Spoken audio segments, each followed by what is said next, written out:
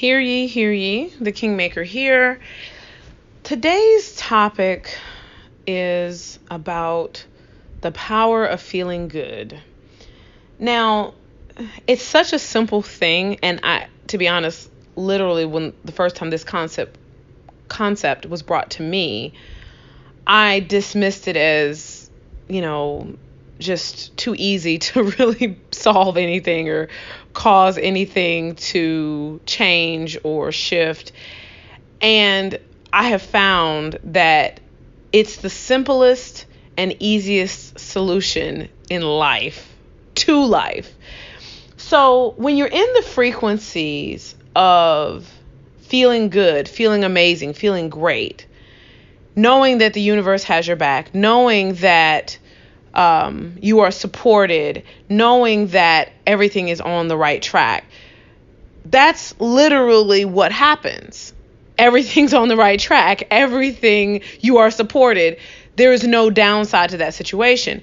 And most of the things that you say that you want come to you naturally and easy, and you don't have to think really, really hard about them, and you don't have to, work really, really hard with it. And a lot of times, we feel okay, and then something happens and we fall out of the frequency of feeling good, and then it takes us a while to get back to it. So, and then we'll call up 4 or 5 people and talk about how annoyed we are with whatever happened, and it keeps us in this frequency of not being happy.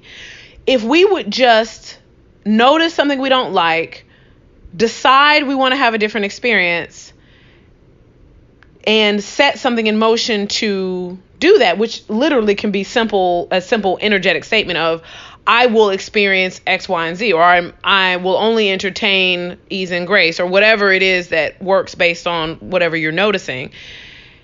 Things immediately start to shift. So you do that, and then you find your happy place. You get that, you go back to that thing that is constantly will get you back into the feeling good frequency. So, some people have multiple things. Everybody has, it's been said this way for a long time, our happy place. Ho'oponopono, which I refer to as the Holy Grail frequency, is a really good method of doing that when you need to get back up into a frequency. Some people it's music, some people it's, comedy, it could be any number of things.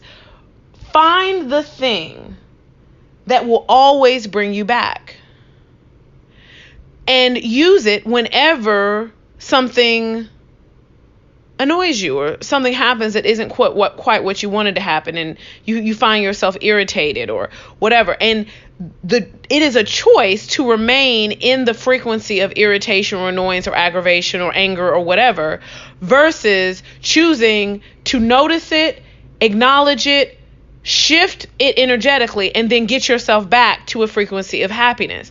I can't tell you enough how just remaining in the frequency of happiness and being supported and feeling good and feeling amazing makes everything in life okay. And you can say things like, well, if everybody just goes through life feeling good, what about the feeling good serial killers and this and this? What you'll find is every single person that really, commits horrific crimes and mass shootings and, all these things, these aren't people who are happy and are doing things because they're happy. They're doing things out of fear, or they're doing things out of shame or guilt or some other variation of negative, low on the totem pole frequencies. Nobody's out, and because they're so happy, they shoot up everybody. People aren't performing hate crimes because they're happy. They are performing hate crimes because they're in a frequency of hatred. People are, going out and starting wars because they're fearful of what somebody else is going to do to them. When I tell you that the solution to most of the world's problems is if everybody would just choose to be happy, and that anything else as a dominant frequency is unacceptable, everything would change. Everybody would change. But we like to be in the modes of things that we're comfortable with. And a lot of people don't know how to really get in that frequency consistently of being happy when they're doing things they don't want to be doing, or they're in a relationship they're not happy with, or something. And there's all these outside factors. But what people don't realize is when you're happy, you're telling the universe that the universe is listening not to the words you're saying, but to your vibration.